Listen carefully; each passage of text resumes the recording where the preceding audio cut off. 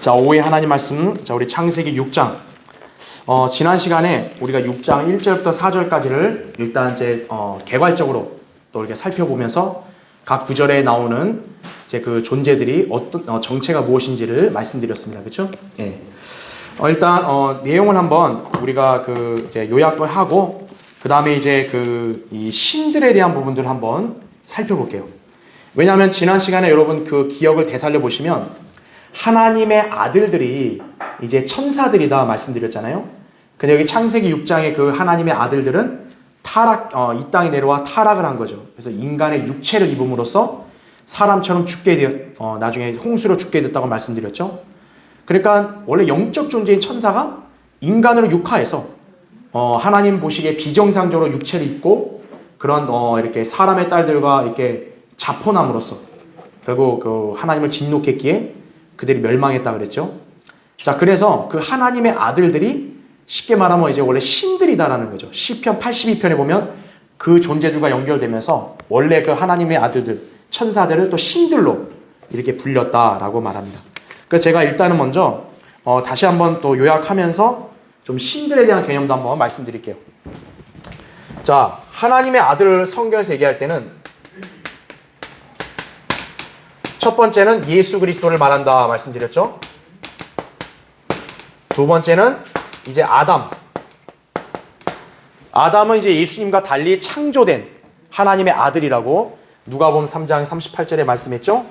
그 다음에 세 번째는 이제 우리 그리스도인들, 우리는 예수 그리스도와 같은 몸으로 변모될 예정됐기 때문에 하나님의 아들들 이렇게 해서 이제 말씀을 드렸죠. 그렇죠? 그 다음에 이제 회복되는 이스라엘 민족,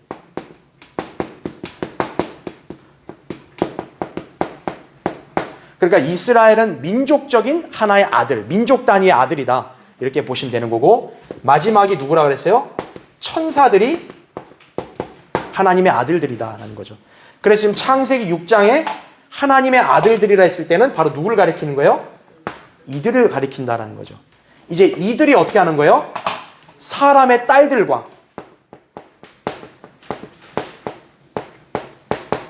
결혼을 한 거죠. 그러니까 사람의 딸들과 결혼을 해서 결국 그 사이에 누가 나온 거예요? 거인들이라는 게 나왔다 이죠. 이 거인들이 옛날에 용사들로 유명한 사람이다. 왜냐하면 보통 인간이 아니잖아요. 그러니까 이들의 출생이나 이들의 성장이나 이들의 현재 모습, 그때 당시의 모습을 보면은 비범한 거죠. 그러니까 이 사람들은 그냥 보통 인간이 아니라 용사들, 이렇게 당대에는 그렇게 명성을 떨친 거죠. 그런데 이제 보겠지만 이 거인들의 모습은 결코 정상적인 인간의 모습이 아니라 돌연변이들이라는 거예요. 돌연변이들. 왜냐하면 이들이 비정상적으로 육체를 입었기 때문에. 그래서 제가 지난번에도 한번 얘기했죠. 이들이 어딘가에서 피를 얻을 거라고. 이게 사람일 수도 있지만 동물에게서 피를 얻을 수 있단 말이에요. 그러니까 이런 유전자 계통을 가진 자들과 결합을 했기 때문에 여기에 나온 거인들도 당연히 이런 DNA를 받을 수밖에 없는 거죠. 그래서 굉장히 엄청나게 등치도 크고 아마 힘도 초인적으로 셀 수도 있고, 그렇죠. 그 다음에 그 정상적인 사람의 모습이 아닌 동물과 섞인 모습일 수도 있고, 그렇다고 제가 지난번에 한번 언급을 드렸죠. 그렇죠? 자, 그것까지 말씀드렸고, 그럼 이번에는 성경에서 신들에 대해서 얘기할 때 신들이 불리는 존재가 누군지를 말씀하고 있어요. 여러분들이 보통 우리가 하나님만이 유일한 분이다 이렇게 얘기해서 보통 이제 교회들은 그냥 하나님이 신이고 나머지는 그냥 신이 없다, 보통 이렇게 생각하는 경우가 있는데 그건 잘못된 거예요. 하나님은 그냥 신이 아니라 신들 위에 하나님이신 거예요. 신들의 하나님이라고 성경이 말씀하고 있어요. 그러니까 하나님이 그냥 신이다 이렇게 하면 틀린 거예요. 하나님은 신들 위에 하나님이신 거예요. 그럼 그 말은 뭐냐면 신들이 있다는 거예요, 없다는 거예요? 있다라는 거예요, 신들이. 자, 일단 성경에서 신이라 불리는 존재가 누구냐? 첫째가 마귀죠. 왜냐하면 고린도서 4장 4절에 보면 마귀를 뭐라고 불러요? 이 세상의 신 이렇게 부르죠. 그렇죠. 그러니까 첫째는 마귀가 신인 거예요. 두 번째는 천상에 있는 뭐요? 정사들, 그렇죠? 그다음 권세들, 뭐 이런 영적 악들, 그런 것들도 신들로 불리기도 한다라는 거죠. 그 다음에 세 번째는 누구냐? 타락한 천사들이에요. 바로 이 자들이 누군 거예요? 우리가 창세기 6장에 얘기했던 이 자들, 하나님의 아들들, 바로 이들이 신들로 불린 거예요. 예. 왜냐하면 이 사람들이 어떤 거예요? 하늘에 있는 사람들인데 어떻게 지상으로 내려왔잖아요. 그러니까 그 당시에 사람들이 볼 때, 야, 이 사람들은 그냥 인간이 아니다, 신들로 추앙을 했겠죠. 신들로 불린 자들이라고. 그 다음에 마지막 네 번째는 하나님의 말씀이 임한 어떤 재판관,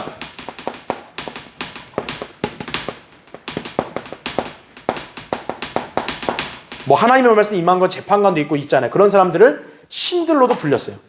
자, 그건 한번 교환을 볼게요. 여러분 제가 나눠드린 거 교환에 먼저 그 다음 페이지 보세요. 그 다음 페이지 한 단계 넘겨서 제가 오늘 나눠드린 거에 한 단계 넘기면 성경에서 신들이라 불리는 존재들 이렇게 해서 나오죠. 그렇죠? 그래서 거기 첫 번째 마귀가 있다 그랬죠. 마귀, 이 세상 신, 세상 통치자, 이렇게 첫 번째 얘기를 하고 있고, 두 번째는 정사들, 권세들, 이 세상 어둠의 주관자들, 높은 곳들에 있는 영적 악, 이것도 신들이라 불린다는 거죠. 사탄의 왕국 내에 일종의 고위급 통치자들에 해당하는 존재들이다라는 거죠. 그래서 십자가를 통해 그 정체가 드러났고 참패했으며 부활하신 예수 그리스도의 발 아래 지금 놓여있는 상태다, 이렇게 여러분이 보시면 됩니다. 세 번째는 거기 나오죠. 어디요? 타락한 천사들이 신들이라 불렸다는 거죠. 자기들의 처음 지위를 지키지 않고 그 처소를 떠나 범죄한 천사들이다. 그래서 이 천사들은 원래 영들인데 창세기 6장에서는 어떻게 한 거예요? 이들이 사람의 형상을 입고 내려온 거예요. 예. 그래서 이 땅에 내려와 사람들의 딸들을 취해서 누구를 낳았다고요? 거인들을 낳았다라는 거죠. 바로 이 타락한 천사들도 신들로 불렸다라는 거죠. 그 다음에 네 번째, 자, 이게 약간 여러분한테 생소할 수 있는데 이거는 예수님이 하신 말씀이에요. 예수님이. 요한복음 10장 34, 35절에 보면 하나님 말씀이 임한 너희를 그들을 신들이라 불렀다 그랬어요. 신들. 자, 이게 어떤 존재들이냐면, 자, 우리 모세 알죠? 모세. 여러분 그 모세처럼 이렇게 하나님 말씀이 임하면 어때요? 모세가 가서 막 파라오에게 예언도 하고 표적도 기적도 행했잖아요. 그렇죠? 또 하나님을 대신해서 백성들에게 의를 행하고 재판하며 통치하는 그런 재판관들, 곧 그러한 이스라엘의 통치자들도 그때 당시에 다 뭐라고 불렸다는 거예요? 신들로 불렸다는 거죠. 그러니까 예수님이 결국 이 말씀하신 이유가 뭐냐면 그 유대인 무리가 예수님이 하나님의 아들이라는 걸 안 믿어요. 아, 넌 단순한 인간인데 어떻게 네가 하나님의 아들이냐, 이런 취지거든요. 그러니까 예수님이 이걸 반박한 거예요. 야, 너희들이 하나님 말씀이 임한 사람들도 신들이라 불렀잖냐. 그런 보통 인간들 향해서도. 근데 내가 하나님의 아들이라는 게 뭐 그게 큰 문제가 되냐 이거죠. 쉽게 말하면. 예. 자, 그래서 성경에는 신들이라 불리는 존재가 이렇게 네 부류가 나오는데 오늘 우리가 살펴볼 게 뭐냐면 바로 이 창세기 6장의 타락한 하나님의 아들들, 이들이 바로 신들로 불렸던 존재들이라는 거죠. 예. 그러면 이제 여러분은 어떤 생각을 가져야 되냐면, 자, 제가 얘기했죠. 그 창세기 6장의 사건을 겪은 그런 인간들이, 그렇죠? 그런 신들을 봤을 거 아니겠어요? 그렇죠? 그런 사고방식이 계속 있을 거 아니겠어요? 그렇죠? 그리고 그 땅에 태어난 거인들은 어땠어요? 그 당시에도 있었지만 그 후에도 있었다라고 말하죠. 그래서 그 신들이나 또 그 용사들로 유명한 거인들에 관한 그런 개념은 어떤 거예요? 인류 역사에서 계속 이어져 왔다라는 거죠. 그걸 여러분이 기억을 하셔야 돼요. 그래서 그거를 기반으로 해서 인간들이 고안해낸 게 뭐냐면 바로 이방 신들의 이름이에요. 그래서 예. 자, 그래서 여러분 그 다음 페이지 보세요. 이거 옆에 제가 나눠드린 거 그 다음 페이지 세 번째 보면 그 옆으로 넘기면, 자, 성경에 나오는 신들의 이름이 나오죠. 거기요. 그러니까 여러분 여기 성경을 우리가 구약이든 어디 읽어보면 소위 이방 신들의 이름이 엄청 많이 나와요. 그럼 그 이방 신들의 이름이 갑자기 뭐 난데없이 그냥 인간이 그냥 알아서 짓고 이게 아니라 이미 그런 신들을 과거에 어떻다는 거예요? 그런 식으로 불러왔다라는 거죠. 그런 사상이 그들의 의식 속에 있으니까 세월이 흘러가서도 어떻게 한 거예요? 그 이방인들이 그런 신들의 이름을 갖다 붙이는 거죠. 예. 자, 그래서 거기 뭐 밑줄을 제가 쳐놨죠. 거기 보시면 뭐 네르갈이라는 신도 있었고, 이름이 느보, 뭐 니스록, 니파스, 다곤. 여러분 다곤 신 들어봤어요? 그 사무엘상에 보면 그 이게 언약궤 뺏겼잖아요. 그 엘리 죽고, 그러니까 필리스타인을 언약궤 갖고 있는데 다곤 신 앞에서 그 다곤 신이 그냥 막 박살났잖아요. 그 형상이 바로 그 다곤 신이에요.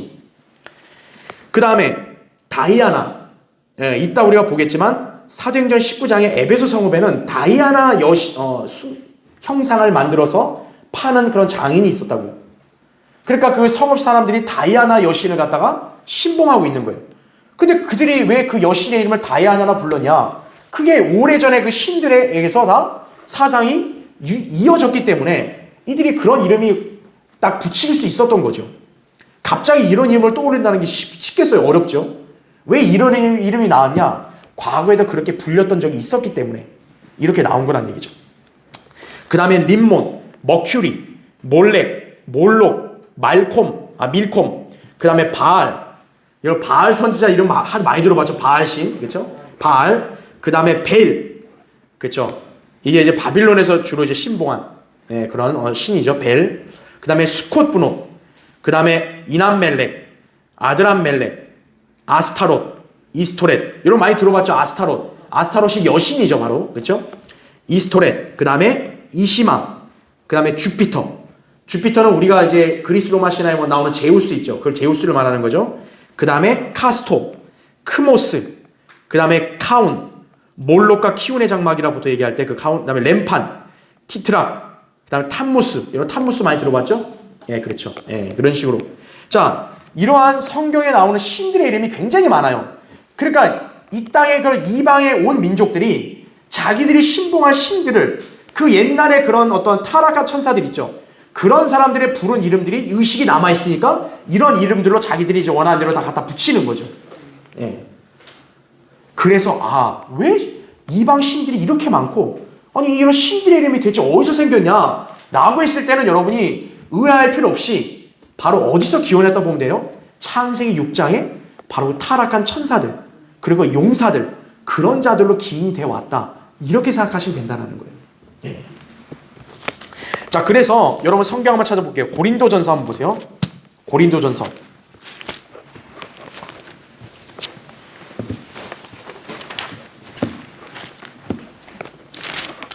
자, 고린도전서 8장을 보세요.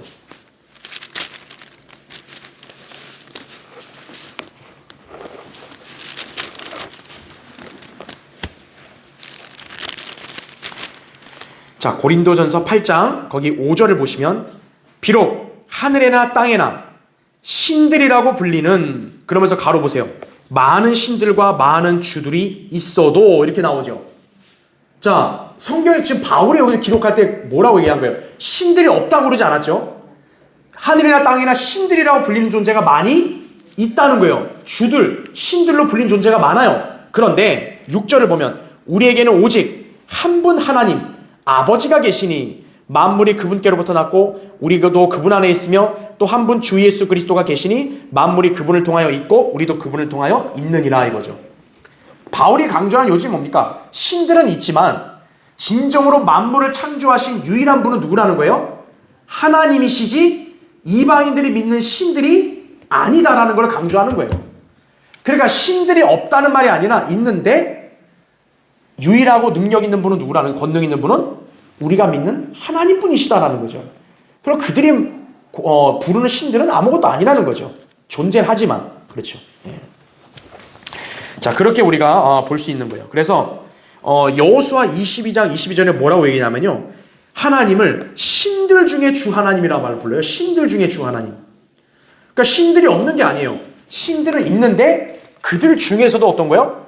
주 하나님이시다. 그죠? 비교가 안 되는 거죠. 또 다니엘 2장 47절에도 신들 중에 신이시며 왕들 중에 주시라고 말해요. 그러니까 신들은 여러 무수한 존재들이 있지만 그 중에 뭐예요? 하나님은 더 으뜸이시다 라는 말씀을 하고 있는 것이죠. 그래서 성경의 결론은 뭐냐? 신들은 있지만 이 신들을 하나님으로 신봉하는 것은 가짜다라는 거죠.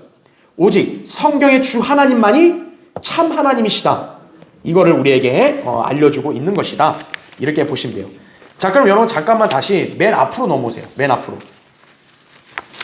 자, 우리는 이제 그러면 어떤 걸 볼 거냐면 이게 이제 락구만 목사님이 쓴 책에서 발췌한 글인데, 우리가 이제 보면 이제 신화 속의 그 신들 있잖아요.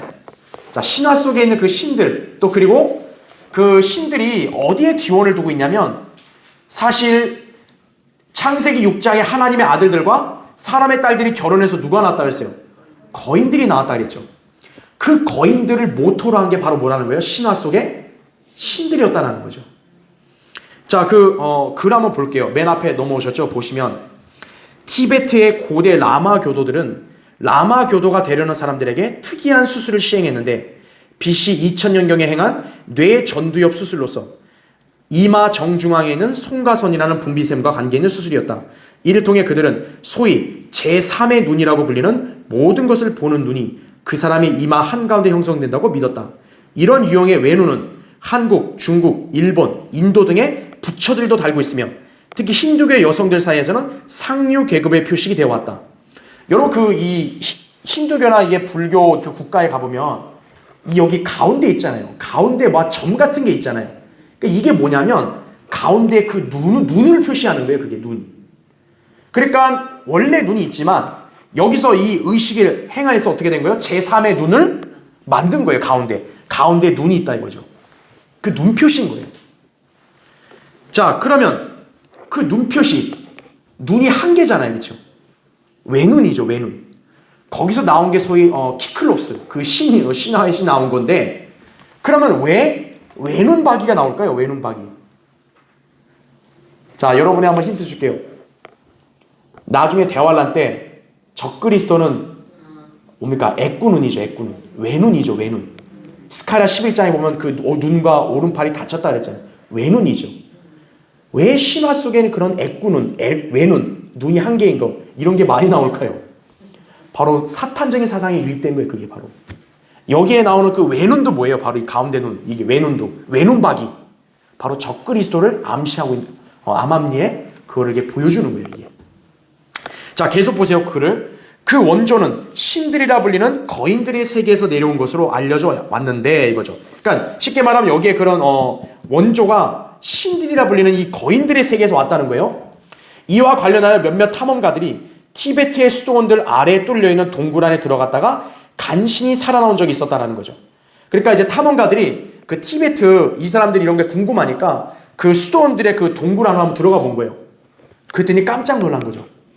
자, 어떤 일이 있었냐? 보세요. 밑줄 친 거. 그들의 증언에 따르면 그 동굴 안에 거대한 관들이 놓여 있었는데, 그 관들은 키가 4에서 6m 되는 사람들, 즉 거인들을 넣는 관들이었다라는 거죠. 자, 왜 이 티베트에 있는 승려들이 외눈박이 이거를 어디서 배웠냐 이거예요. 그래서 이 동굴로 찾아가 보니까 그때 깜짝 놀란 거예요. 이 사람들이. 그 당시에 증언을 해주기를 그 동굴 안에 들어가더니 거대한 관이 있는데, 거기 그 관의 길이, 그 관에 놓여있는 시신의 길이가 무려 4에서 6m가 되더래요. 그러니까 보통 인간이 아닌 거죠. 바로 뭐예요? 거인들인 거죠. 거인들을 넣는 관들이었다라는 거죠. 그래서 거기에 주피터, 제우스 같은 지하세계 거인들, 특히 어떤 거인들이 있다 그래요? 외눈박이 거인, 사이클롭스 같은 거. 그러니까 왜 티베트의 승들이 이런 외눈박이를 하게 된 거냐면, 바로 옛날에 그 하나님의 아들들과 사람의 딸들 사이에 태어난 그 거인들, 그들 중에서도 어떤 모습을 한 인간이 있는 거예요? 외눈박이가 있는 사이클롭스 같은 그런 거인이 있었던 거죠. 그런 거를 보거나 듣거나 이런 걸 목격한 사람이 있으니까 그런 사상이 계속 전승이 돼가지고, 그러니까 결국 뭐예요? 이 이방인들이 어떻게 한 거예요? 그런 신들을 숭앙하려고 하는 표식으로 그 신들을 따라하는 거죠. 그래서 여기 외눈박이 거인이 그냥 나온 게 아니에요. 단순히 인간이 상상으로 만들었다기보다는 옛날에 그런 본 것들이 다 의식들이 전수되어 온 거예요, 이게. 그러니까 우리가 저번에 봤잖아요. 거인들은 그 당시에도 있었고 그 후에도 있었다 그랬죠. 홍수 때 다 죽은 게 아니라 어떤 존재들은 살아남은 거예요, 거인들은. 그러니까 그런 존재들이 계속 이어져 왔죠. 그래서 우리가 지난번에 제가 신명기 2장에서 거인들의 목록을 얘기했잖아요. 에민들 누구 막 이렇게 얘기했잖아요. 그렇죠? 그러면서 제가 얘기했죠. 성경에서 이제 마지막으로 우리가 보는 거인이 바로 다윗과 골리앗 때 바로 골리앗이 거인 아니에요. 그렇죠? 예.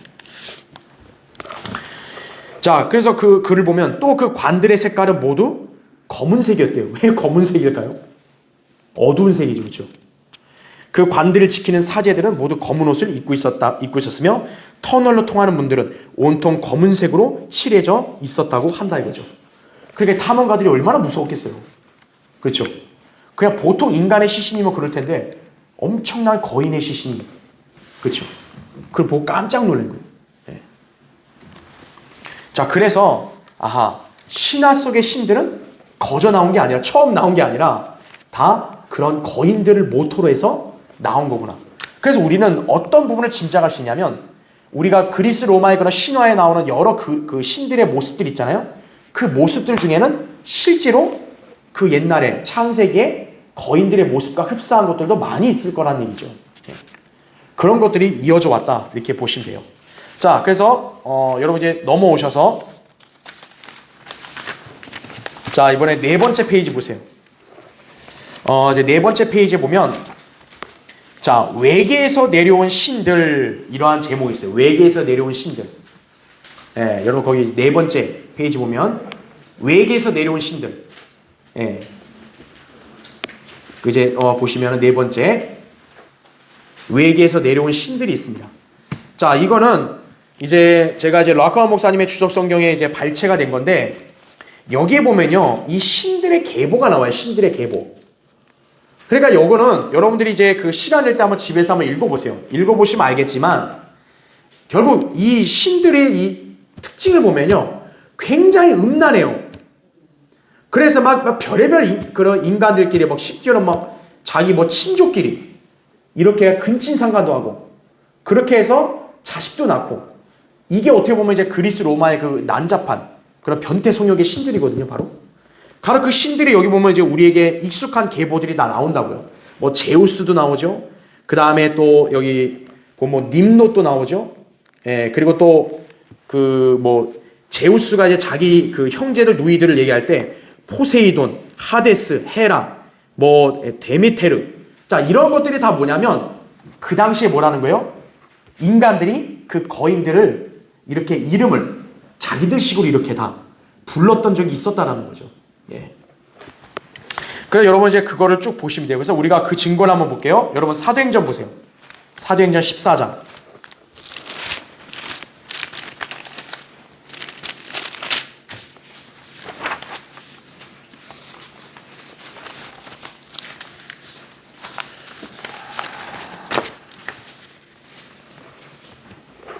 사도행전 14장 펴시고, 여러분 그 교환은 이제 아까 제가 네 번째에서 이제 옆에 다섯 번째로 넘어오세요. 다섯 번째로 보시면 이제 그 내용을 같이 볼 거예요. 그래서 일단 그렇게 펴놓으시고 사도행전 14장 보세요. 사도행전 14장.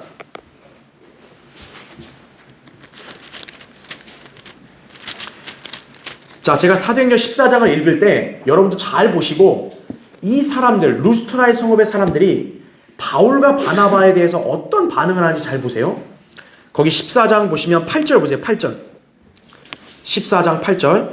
루스트라에는 발에 기운이 없는 한 사람이 앉아 있었는데 그는 모태로부터 절름발이가 되어 걸어본 적이 없었더라. 이 사람이 바울이 말하는 것을 듣고 있을 때 바울이 그를 유심히 보니 그에게 치유받을 만한 믿음이 있는 것을 안지라. 큰 소리로 말하기를 내 발로 똑바로 일어서라 하니 그가 벌떡 일어나서 걷더라 이거죠. 지금 바울이 그 치유의 표정을 행한 거예요. 기적을. 절름발이가 고쳐진 거예요. 그 성읍의 사람들이 그걸 봤을 때 어떻겠어요? 거기 11절 보세요. 11절. 그때 무리가 바울이 행하는 것을 보고 그들의 음성을 높여 루카오니아 말로 말하기를 신들이 사람의 형상을 입고 우리에게로 내려오셨다라고 하더라. 그리하여 바나바를 주피터라고 부르며 또 바울을 머큐리라 하니 이는 그가 주로 말하는 자이기 때문이더라. 13절 보세요. 그때 그 성읍 앞에 있던 주피터의 제사장이 소들과 화관들을 문 앞에 가지고 와서 무리와 더불어 제사를 드리려고 하더라 이거죠. 지금 바울과 바나바를 보고 뭐라고 얘기해요? 신들이 사람의 형상을 입고 내려왔다고 말하는 거죠.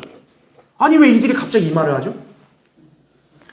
바로 과거에 신들이 실제로 사람의 형상을 입고 내려온 적이 있는 걸 아는 거죠. 그러니까 여기에 바울과 바나바도 이 사람들도 역시 신들이 사람 형상을 입고 내려온 자들이다. 그래서 이들이 어떻게 합니까? 이들을 바나바를 주피터라고, 제우스라고 부르고 바울을 머큐리라고 부르는 거예요. 왜냐하면 머큐리가 이제 헤르메스가 이제 전달신, 전령신이거든요. 전령신. 이렇게 뭐 메시지 전하는 신. 그러니까 바울이 주로 설교하니까 너는 머큐리, 너는 전령의 신이고, 바나바 당신은 위대한 제우스 아버지 신. 지금 이 사람들이 이렇게 하면서 제사장들을 데리고 와서 어떻게 하는 거예요? 제사 지내는 거예요. 그들을 신으로 제사 지내려고 하는 거예요, 지금 이 사람들이. 그러니까 바울과 바나바가 옷을 찢고 막 난리가 난 거죠. 그러지 말라고. 자, 그러면 우린 여기서 지금 이 사람들이 말한 걸 통해서 배울 수 있는 게 있어요. 자, 교환을 보세요. 제가 넘어간 대로. 자, 1번 보세요. 고대의 모든 사람은요, 한때 신들이 지구에 내려왔었다고 믿었으며, 오늘날에도 잘 보세요. 신들이 다시 나타나기를 기다리는 사람들이 많다라는 거예요. 이게 이제 폰 다니켄이 외계에서 온 신들이라는 책을 쓰고 나온 건데, 즉 고대 사람들도 외계, 저 우주에 있는 외계의 신들이 지구로 내려왔다라는 거를 그 사람들이 믿었다는 거 안 믿었다는 거예요? 믿었다라는 거예요. 그럼 그 사람들은 무슨 근거로 그걸 믿죠? 창세기 6장에 바로 그런 사건들이 계속 알려져 온 거죠. 그래서 그런 거인들이 그때 이후로도 생존해오니까 바로 이런 거인들은 저는 신들이구나. 저 신들에 나온 사람이구나. 그러니까 이 사람들은 어떤 진짜 초인적인 사람을 보게 되면 이거는 지구의 사람이 아니라 저 외계 우주에서 내려온 신들이다. 이러한 주장을 할 수 있는 것이 바로 뭐냐면 그런 사상이 이미 사람들 뇌리에 있기 때문에 그런 거예요. 근데 더 중요한 건 뭐예요? 인간은 과거에 신들이 내려왔다는 거에 그치지 않고 장차 외계에서 신들이 다시 나타날 걸 어떻게 한다는 거예요? 기다리고 있다는 거예요. 그게 굉장히 의미심장합니다. 자, 제가 지난주에 한번 강의하다가 잠깐 다음으로 연계했죠. 뭡니까? 창세기 6장이 하나님의 아들들, 천사들이 어떻게 보면 우주, 외계에서 내려온 거 아니에요. 그래서 지구의 여성들과 결합한 거 아니에요. 제가 그 일이 앞으로 언제 또 있다 그랬어요? 대환란 때 다시 있을 거라고 말했죠. 노아의 때를 왜 대환란에 예표한 거예요? 바로 노아의 때 있었던 일들이 대환란 때 다시 있을 거란, 재현될 거란 얘기죠. 근데 그렇게 되려면 어떻게 해야 돼요? 사람들의 심리가 외계에서 오는 자를 받아들일 준비가 돼야죠. 그렇죠.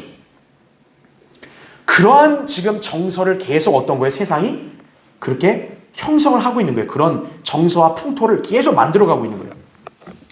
뭐 우리가 가장 잘 알고 있는 게 뭡니까? E.T.지, 영화 E.T. E.T.가 이렇게 막 외계에서 내려오니까 어때요? 손가락 내밀고 사람이 손가락, 그게 뭐냐면 우리가 외계인과 어떻다는 거예요? 서로 이제는 교류하겠다. 우리가 이게 화합하겠다. 이 뜻이거든요. 어떻게 보면 이게 E.T.가 이게 손가락 내밀고 인간이 손가락 내밀고, 그렇죠? 결국 뭐냐면 인간들이 외계에서 내려오는 존재에 대한 거부감이 없어지게 만드는 거죠. 그게.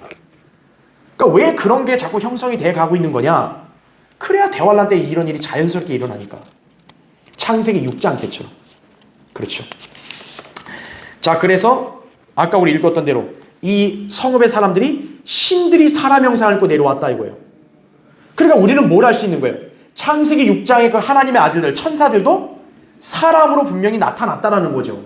그러니까 딸들과 결혼도 가능했다라는 거죠. 천사들이어도 사람 형상을 입었으니까.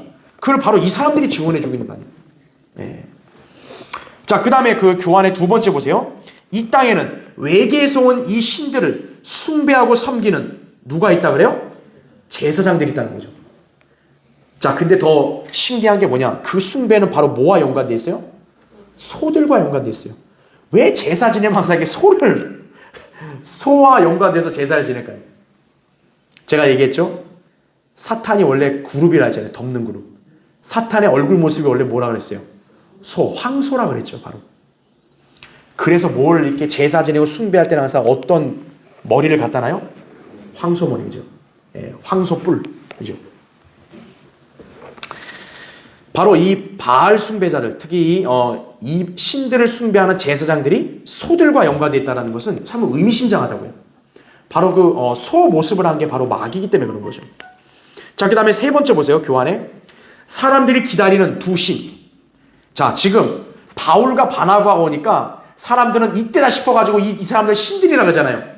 근데 이 두 신은 또 어떤 연관성이 있냐면 태양계 내의 가장 큰 행성, 태양계 내에서 가장 큰 행성을 목성으로 부르거든요. 목성이 영어로 주피터예요. 주피터. 이제 주피터 신이죠. 쉽게 말하면. 그 주피터라고 하는 최고 신이 있고 또 그 최고 신을 위해서 말을 하는, 통역하는 존재인 누가 있다 그래요? 머큐리가 있다 이거죠. 자, 여러분 이게 왜 흥미롭냐면, 자, 신들이 사람 형상을 입었다 이렇게 얘기하잖아요. 그쵸? 자, 그런데 이 사람들이 소위 말하는 신들, 외계에서 내려온 신들을 바울과 바나바 딱 두 존재를 놓고 딱 못을 박잖아요. 이 자들이 어떻게 박아요? 하나는 제우스, 그렇죠? 하나는 머큐리다.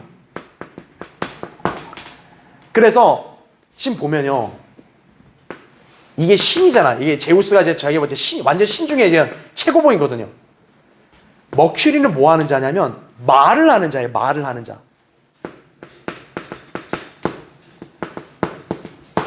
그래서 말을 하는 자는 이 제우스의 어떤 그런 메시지를 전달하고 이렇게 하는 존재란 말이에요. 그럼 여러분 이 두 사람의 인물 관계가 보면 딱 뭐 떠오르는 거 없어요? 요한계시록 13장에 보면 대환란 때 바다에서 올라오는 첫째 짐승이 있고 그 다음에 땅에서 올라오는 짐승이 있죠. 바로 그게 누굽니까? 적그리스도와 거짓 선지자죠. 자, 적그리스도를 숭배하게 하는데 그 적그리스도를 숭배하도록 사람들에게 이 적그리스도가 어떤 존재인지를 막 알리고 막 기적을 행하고 하는 존재는 누구예요? 바로 거짓 선지자죠. 바로 적그리스도와 거짓 선지자의 조합을 바로 어떻게 한 거예요? 이 두 신으로 딱 묶은 거예요. 그러니까 이게 예사롭지 않은 거란 얘기죠. 그러니까 어떻게 보면 이 둘의 관계는 마치 뭐와 똑같은 거예요? 적그리스도하고 거짓 선지자하고 유사하다는 거죠. 왜냐하면 머큐리가 말을 하는 신이어야 되니까 바로 거짓 선지자도 어떤 거예요? 말을 많이 해야 된다고요. 누구를 위해서? 적그리스도를 위해서 말을 많이 해야죠. 바로 이분이 너희들이 숭배해야 될 그리스도다, 메시아다. 거짓 선지자는 이 숭배를 자꾸 사람들에게 유도하게 하는 거죠. 계속. 예. 그런 관계를 우리가 볼 수가 있는 것입니다. 그렇죠? 자, 그래서 그 밑에 괄호 1번 보세요. 사람들은 남성인 신들을 찾고 있다 이거죠. 예, 남성인 신들. 제가 얘기했잖아요. 천사들도 성이 다 뭐라 그랬어요? 중성이 아니라 남성이에요. 우리 하나님도 남성이란 말이에요. 그러니까 이 천사들도 남성들인 거죠. 사람들은 남성인 신들을 찾고 있으며 그들이 기다리는 그 신은 자기가 온다는 소식을 전해줄 누구를 대동한다는 거예요? 선지자를 대동할 것이다 이거죠. 그래 적그리스도는 외계에 올 것이고 그가 오는 것은 한 거짓 선지자에 의해서 알려질 것이다 라는 거죠. 아까 제가 방금 설명한 대로. 그렇죠. 그러니까 사람들이 적그리스도를 숭배하려면 이 자가 적그리스도고 이 자가 누구라는 걸 알아야 될 거 아니에요. 그걸 누가 알려주는 거예요? 거짓 선지자가 알려주는 거란 얘기죠. 예. 그러니까 이 바울과 바나바를 이 두 신으로 인간들이 딱 치부한 것은 이거 굉장히 의미심장한 거예요. 바로 마귀적인 사상이 있는 거죠. 예. 자, 그렇게 함으로써 어떻게 합니까? 사람들은 장차 적그리스도와 거짓 선지자가 출현해도 거부감이 없는 거죠. 왜? 바울과 바나바처럼 이렇게 신들로 여긴다면 어떤 거예요? 적그리스도가 오고 거짓 선지자가 와서 얘기하면 다 그냥 믿어버리고 숭배하는 거죠. 그냥. 이 거짓 선지자가 적그리스도 형상을 세울 거 아니겠어요? 이 형상에 경배하라. 그럼 안 하겠어요? 이 사람들이요? 하죠. 네. 아, 보통 인간이 아니라 초인적인 사람, 존재라고 여기면 당연히 하고도 남죠. 이 사람들은. 아, 지금 바울과 바나바한테도 이렇게 제사 지내라는 거 봐요. 그렇죠. 하물며 적그리스도와 거짓 선지자 오면 더 하고도 남죠. 그렇죠. 자, 그 다음에 네 번째 보세요. 네 번째. 전에 신들이 지상에 있었을 때 이거죠. 언제요? 아까 우리가 공부한 창세기 6장에 하나님의 아들들이 이 땅에 내려왔잖아요. 신들이 그때 지상에 있었던 거죠. 그때 사람들은 그들에게 이름들을 붙여줬다라는 거예요. 여러분 보세요. 인간이 볼 때 신들, 이게 뭐 초인적인 자들을 보면 가만히 있겠어요? 흥분하고 열광하고 그들을 숭앙하려고 막 이름을 붙일 거 아니겠어요? 그렇죠. 네. 막 사람들이 막 이름 다 붙이잖아요. 뭐 슈퍼맨이니 뭐니 다 이름 다 붙이잖아요. 자기들이 볼 때 대단하다 다 이름 붙이잖아요. 이 신들에 관해서도 이름을 사람들이 그들에게 붙여줬다라는 거죠. 그래서 우리가 이게 익히 듣고 있는 주피터, 제우스라든지 헤라, 포세이돈, 아프로디테, 이레스, 하데스, 헤스티아, 데메테르 막 이런 이름들을 그 신들에게 붙여줬다라는 거죠.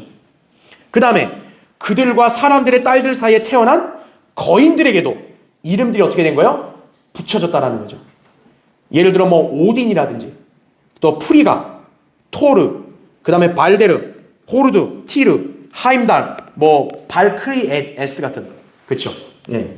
노르웨이 신화에 보면은 이제 오딘이 있고 오딘의 아들이 토르거든요. 그러니까 그런 것들이 다 뭐냐면 신들이라 불린 천사들, 타락한 천사들과 딸들 사이에 결혼해서 나온 비범한 돌연변이들인 거죠. 그런 돌연변이들을 향해서도 인간들의 이름을 붙였다라는 거죠. 그러니까 너희들은 완전한 신은 아니지만 어쨌든 신들의 아들이다 이거 너희들도. 그래서 이렇게 오딘이나 토르 이런 자들이 나온 게 바로 여기서 나오는 거예요. 그래서요, 우리가 왜 신화가 소위 이제 학교에서 막 신화, 그리스 로마 신화, 막 노르웨이 신화, 막 신화 얘기하잖아요. 그게 그냥 허우맹랑하게 갑자기 나온 게 아니라 다 근거, 모토가 되는 게 있다라는 거예요, 전부 다. 그게 바로 창세기 6장의 사건이 모토가 된 거예요, 그게. 그 사람들은 그런 신들의 이름을 그때부터 불렀기 때문에 그게 계속 알려져 온 거예요, 지금까지. 그러니까 사도행전에 와서도 바울이나 바나바를 보고도 주피터나 머큐리란 말이 왜 나오겠어요? 바로 옛날에 그 전령 같은 머큐리, 그런 존재가 창세기 6장에도 실제로 있었기 때문에 저런 일을 하는 거는 가만 있어봐, 머큐리네? 이렇게 되는 거죠. 그러니까 우리 그것을 알 수 있는 것입니다. 자, 여러분 한 번 더 찾아볼게요. 사도행전 19장 보세요. 사도행전 19장.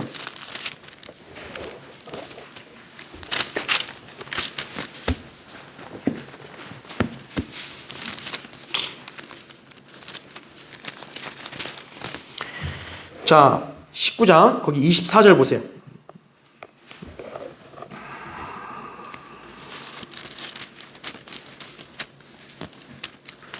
자, 19장 23절에 그 무렵 그 도로 인하여 적지 않은 소요가 있었으니, 그러니까 바울이 전한 이 복음 때문에, 진리 때문에 소요가 있었대요. 왜냐하면 24절 보세요. 이는 데메트리오라는 어떤 은 세공장이가 다이아나를 위한 은 감시를 만들어서 장인들에게 적지 않은 수익을 얻게 하였는데, 이거죠. 그가 같은 업에 종사하는 공원들을 불러 모아놓고 말하기를, 여러분도 알거니와 우리가 이 업으로 인하여 재산을 얻었는데, 그대들이 보고 들은 바와 같이 이 바울이 에베소뿐만 아니라 아시아 온 지역에서 손으로 만든 것은 신들이 아니라고 많은 사람을 설득하여 돌아서게 하였으므로 우리의 이 업이 수치스럽게 될 위험에 처했을 뿐만 아니라, 자 보세요, 위대한 여신 뭐라고 얘기해요? 다이아나 신전도 멸시받을 것이며 따라서 온 아시아와 세상이 숭앙하는 그녀의 위험 또한 소멸될까 하노라고 하였습니다 라는 거죠. 그러니까 이게 이 장인들이 뭐냐면, 그동안 이제 신들의 형상을 조각해가지고 팔아가지고 돈을 많이 벌었는데, 이제 바울이 와가지고 복음 전하면서 야 그거 다 가짜야 이렇게 얘기하니까 사람들이 이제 그거를 더 이상 사요 안 사요?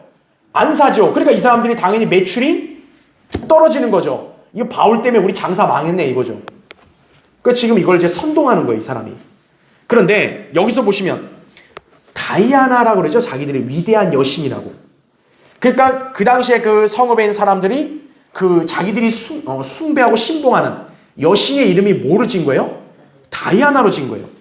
자, 그럼 이 이름이 왜 나왔냐? 그 다음 페이지 보세요.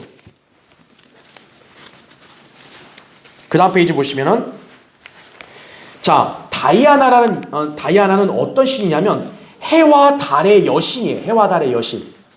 그래서 모든 생명의 근원으로 알려져온 신이에요, 이게 다이아나가. 그러니까 이 사람들은 다이아나 여신을 통해 생명이 나왔다 이렇게 믿는 거예요, 이 사람들은. 바빌론인들은 이 여신을 아스타르테 또는 이시타르 등으로 이렇게 불렀어요. 자, 유대인들은 뭐라고 불렀을까? 이 여인을 하늘의 여왕이라고 부른 거예요. 하늘의 여왕. 예레미야 7장 18절, 44장 17절부터 25절 보면 당시에 유다 백성들은 하늘의 여왕을 숭배한 거예요. 하늘의 여왕. 근데 그 하늘의 여왕이 바빌론에서는 여기 나온 대로 그 아스타르테란 여신이고, 그 다음에 또 다른, 여기서는 이 성읍에서는 다이아나로 불린 거예요. 그러니까 여러분이 어떻게 생각할 수 있냐면 신의 이름은 다르지만 결국 그들이 가리키는 건 똑같은 거예요. 여기에 다이아나는 바빌론의 여기 아스타르테고, 당시 유다 백성들은 그거를 뭐로 숭배한 거예요? 하늘의 여왕으로 숭배한 거예요. 근데 그게 오늘날에는 어떻게 바뀌었냐? 로마 카톨릭이 누구를 숭배해요? 마리아를 숭배하죠. 마리아로 바뀐 거예요, 이게 바로. 예. 그러니까 로마 카톨릭이 마리아를 성모라고 해서 이렇게 숭앙하잖아요. 그게 자기들이 갑자기 한 게 아니라 바로 다 그 이교도의 그런 의식이 어떤 거예요? 그 사상이 유입된 거예요, 그냥. 그대로 이어진 거예요, 그냥. 그 옛날 바울이 있던 때 에베소 다이아나 여신을 숭배했던 것이 오늘날 카톨릭이 뭐로 온 거예요? 마리아로 온 거예요, 그게. 그래서 그 사람들의 마리아는 예수님의 단순한 어머니가 아니라 하늘의 여왕인 거예요, 유다 백성들의. 똑같은 물이라는 거죠, 계열이. 자, 또 그 외에도 이 사람을 뭐라고 불렀냐? 비너스로 불렀어요, 여러분. 그 옛날에는 그 소가고 있잖아요. 사랑의 비너스 있잖아요, 그런 게 다 뭐냐면 여신 이름 딴 거예요, 전부 다. 그 다음에 주노, 베스타, 미네르바. 또 미네르바 좀 뭐 많이 들어봤죠, 그렇죠? 그 다음에 키벨레, 또 어머니 여신, 이렇게 불렸다라는 거죠. 자, 이게 마리아로 이게 통용이 됐죠? 근데 이게 장차 대환란 때는 어떻게 바뀌는 거예요? 큰 바빌론, 창녀들의 어미로 바뀌는 거죠, 바로. 예. 그러니까 이런 것들이 그냥 우연이 아니라는 거예요. 다 연결이 돼가고 있는 거예요, 지금. 예. 자, 그래서 우리가 잘 알다시피 전에 등장했던 신들은, 자, 이 신들은 일단 사람 형상을 입었으니까 노아의 홍수로 다 죽었죠. 몸은 죽었고, 영들은 지금 영원한 사슬에 묶여 흑암 속에 갇혀있죠. 백보자 심판 때까지. 자, 그런데 중요한 게 있어요. 이 자들은 갇혀있지만 우리 교회가 휴거된 다음에 대환란 때는 어떻다는 거예요? 이들 타락한 천사들이 하늘에서 한 번 더 내려올 것이다라는 거예요. 자, 그건 이따 다시 한번 볼게요. 그래서 이 신들은 반드시 이 땅에 다시 나타날 거라는 걸 아셔야 돼요. 그랬을 때 이제 창세기 6장에서처럼 오늘날의 사람들도 거부감이 없는 거예요. 왜? 이미 다이아나부터 시작해서 하늘의 여왕 마리아까지 다 이미 여신을 숭배하는 것들이 더 자연스러웠기 때문에 이제 그러한 창세기 6장의 상황이 다시 오는 것도 그렇게 뭐 거부감이 없는 거예요. 외계에서 오는 걸 이미 다 사람들이 믿고 있고 또 알고 있으니까. 그렇죠? 그래서 대환란 때는 이제 다시 이 타락한 천사들이 다시 한번 내려온다라는 거죠. 자, 그걸 기억하셔야 되고, 자, 여러분 그 밑에 그림을 보세요. 제가 지난주에 여러분 얘기할 때 이 그 거인들 있잖아요, 거인들. 이 거인들이 제가 비정상적인 돌연변이들이라 그랬죠, 돌연변이들. 이들이 당대 유명한 용사들이 되었다고 나와요, 그렇죠? 하지만 이들의 행태를 보면 굉장히 잔인하고 그다음 비도덕적이고 음란해요, 이 사람들이. 자, 근데 이들의 모습을 거기 여러분 그림 보세요. 그림 보면 되게 신기하죠. 펜이라고 하는 자는 어때요? 염소인간이에요, 염소인간. 염소인간이고, 그 다음에 가운데 베스트 보면 고양이 여자예요. 그렇죠. 그 다음에 또 오른쪽에 여러분 다곤 보세요. 다곤 보니까 여러분 뭐 많이 연상되는 거 없어요? 인어공주 있죠, 인어공주. 인어공주가 연상이 되죠. 인어공주가 어때요? 사람 상반신은 인간인데 하반신이 어때요? 지느러미를 가진 자는 물고기 지느러미. 왜 그런 그림이 어디서 나왔겠냐 이거예요. 바로 이 다곤 신에서 기인된 거예요, 이게 바로. 그럼 이 다곤 신이 바로 어떻게 나올 수 있냐? 바로 그 창세기 6장 때 그 거인들의 모습 가운데 이러한 신이 있었다라, 이러한 존재가 있었다라는 거죠. 네. 그런 것들이 의식에서 오니까 어때요? 사람들이 그걸 고안해내기가 쉬운 거예요. 네. 자, 그래서 여기 보시면 이교도의 많은 신들이 기괴한 인간과 동물의 잡종의 모습을 띠고 있잖아요. 그렇죠? 그래서 제가 여러분에 지난주에 한번 언급한 적 있잖아요. 뭘 언급했어요? 이 타락한 천사들이 인간에게서 피를 받을 수 있고, 피가 있어야 생식을 하잖아요. 어쩌면 동물들에게서 받을 수도 있다 그랬죠. 왜? 그 근거가 뭐냐? 바로 그 자들과 인간들끼리 결혼해서 태어난 거인들을 보니까 짐승의 모습을 가진 자들이 있다라는 거죠. 뭔가 DNA가 있어야 짐승의 모습이 나올 거 아니겠어요? 그렇죠. 그런 걸 우리가 또 유추해 볼 수 있는 거예요. 또 결정적으로 뭐냐? 여러분 그 교환해 보시면 그 밑에 동그라미 4번 보이죠? 동그라미 4번. 이러한 불경건한 결합에는 동물들도 관련되어 있었다 이거죠. 이런 이유로 하나님께서는 노아의 홍수 때 동물들까지 모두 어떻게 해요? 죽이셨다는 거죠. 우리가 이해가 안 되는 게 아니 왜 하나님이 노아의 홍수 때 죽이려면 사람만 죽이지 왜 동물도 죽이냐 이거예요. 바로 뭐냐면 동물과 인간끼리도 어떤 거예요? 서로 성적 교배가 있었다는 거죠. 그게 바로 뭐냐면 수간이에요. 수간. 여러분 레위기 20장에 보면 하나님이 율법에다 뭐라고 얘기냐면 짐승과 교접하는 자는 죽여버리라 그랬거든요. 근데 왜 여러분 율법에다 하나님이 짐승과 교접을 왜 썼을까요? 있으니까. 실제로 이스라엘에 들어가려고 하는 카나안 땅이 있죠. 그 카나안 땅의 거민들이 수간죄를 공공연히 저지르고 있는 민족이었어요. 바로 그 자들이. 그러니까 하나님이 왜 카나안을 멸망시키려고 했냐면 너무 그 죄악이 가증하니까. 그래서 여기서 이 동물들도 죽이라는 이유는 뭐냐면 바로 그런 동물들까지도 어떤 거예요? 성적으로 난잡해져 버리기 때문에 그런 거예요. 그러니까 거인들 중에서도 이런 동물이 나온 것도 우연이 아니라는 거죠. 왜 염소인간 무슨 고양이인간 왜 나오냐 이거예요. 바로 그런 연관성이 있다라는 거죠. 분명히. 그렇죠. 예. 자 그래서 여러분 이제 그 다음 페이지 보세요. 그래서 자 이제 여러분들은 이제 뭘 이제 아시면 되냐면 아하 맞다. 신화에 있는 신들의 기원은 바로 거인들이구나 이거죠. 그래서 창세기 6장에서 타락한 천사들 하나님의 아들들을 신들로 불러왔고 신들로 추앙했고 그들과 인간의 딸에게서 태어난 그 거인들도 용사들로 추앙해왔고 그들이 홍수 때는 타락한 천사들은 다 죽었지만 거인들 중에서는 살아남은 자도 있는 거예요. 그게 이어져 옴으로써 그렇죠. 거인들이 계속 명맥을 이어져 왔고 그 인간들도 그런 사상이 계속 이어져 온 거다. 알려져 왔다는 거죠. 그러니까 신화에 있는 신들은 인간이 그거를 상상해서 꾸밀 때 아무것도 없는데 상상하는 거 어렵잖아요. 그런 모토가 되어 왔기 때문에 그렇게 된 거다 이거죠. 네. 그러니까 여러분들은 오늘 다시 한번 이 신들과 거인들 이 실체를 다시 한번 볼 수가 있는 것이에요. 네. 그렇죠? 자 그래서 오늘 이제 시간이 없기 때문에 제가 이제 이 부분을 좀 다음 시간에 얘기할게요. 자 그래서 오늘 사실 더 해야 되는데 내가 이 얘기를 많이 하느라고 그 외계에서 이제 내려온다 그랬잖아요. 그렇죠? 앞으로 이제 사탄도 어떻게 합니까? 외계에서 사탄도 이제 하늘에서 더 이상 있을 곳 찾지 못해서 쫓겨나 지상으로 온단 말이에요. 그렇죠? 그때 사탄이 혼자 오는 게 아니라 누구랑 같이 온다는 거죠? 사탄의 무리에 합류하는 타락한 일부 천사들이 있을 거라는 거죠. 그들과 같이 어떻게 하는 거예요? 사탄이 내려오게 되는 거예요. 그러면 그들이 만약에 내려오게 되면 어떻게 되겠어요? 그 타락한 천사들을 보고 이 땅에 있는 사람들은 창세기 6장에서처럼 그들을 신들로 또 추앙을 하겠죠. 또 그들은 어떻게 합니까? 창세기 6장에서처럼 다시 또 인간의 딸들과 또 결혼을 하겠죠. 예. 창세기 6장에 있는 사건들이 다시 이어진다는 거예요. 예.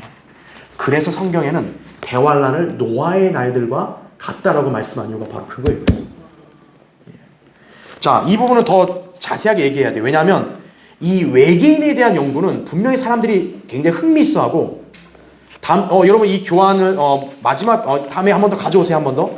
요거 그대로 가져오세요. 그대로. 외계인에 대한 연구를 로마 카톨릭이 제일 많이 하고 있어요. 지금요. 그건 굉장히 예사롭지 않은 거예요. 그렇죠? 예. 그래서 예.